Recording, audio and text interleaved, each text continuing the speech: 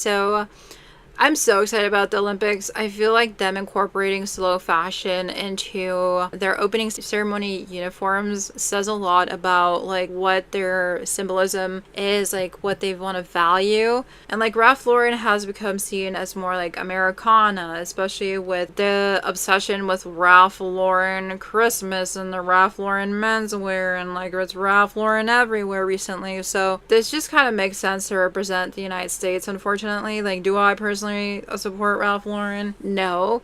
But I do respect how they use like the Americana like merino wool in the outfits, and like it looks very like classic with the reds, with the greens, with the white, especially when the pet tone color is white this year, which is kind of racist, but kind of fits the theme.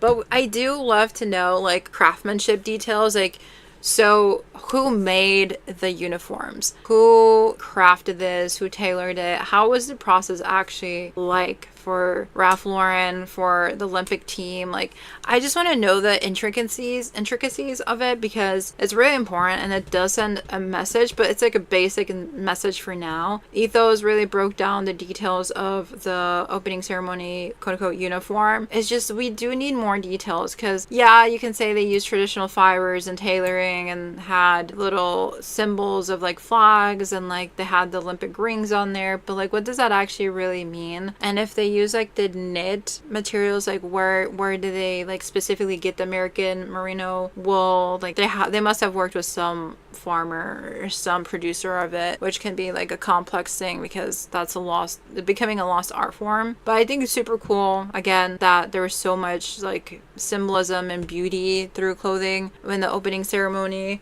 Like Italy using the different colored suits to basically create like the flag, and it was from Armani. I mean, Armani is a luxury designer. I wonder how much money they pay to be in the opening ceremony. This isn't something that any random person would be able to do, you know? Like, and any random designer can't be like, yeah, I want to be in the opening ceremony. Here's a small 10 million bucks. It's kind of sad that only like the biggest brands can like be part of like shaping the outfits that basically represent the best athletes in the entire freaking world, when like we can all be designers, we can all buy local, we can all make our own stuff. We don't need major brands to like assert Americana vibes. I think the most American thing that we can do is support local, support our artists, our creatives, not just like a random brand that like benefits in making millions from our suffering. Like, I don't think Ralph Lauren needs more money, to be totally honest with you. I don't think they need more money from us. Looking at this Forbes article though, so again, here's the opening ceremony uniform, but a lot of times like sports people don't really look at like the sustainability part of the materials. They look at like how well it performs. I do think an athlete may just want like something that performs better than like the sustainability claims it has behind it. But yeah, this is a little small logo that was on the Olympics Ralph Lauren uniform. Oh, okay, so it details here like who they worked with. So based in North Central Oregon, Shiniko Wool Company and its partner ranches have been tending sheep continuously for over 100 years, continuing the legacy of wool and its timeless importance to humankind by working with the designers and brands and supply chain partners in the use of American wool in a variety of products and markets. They're using natural fibers,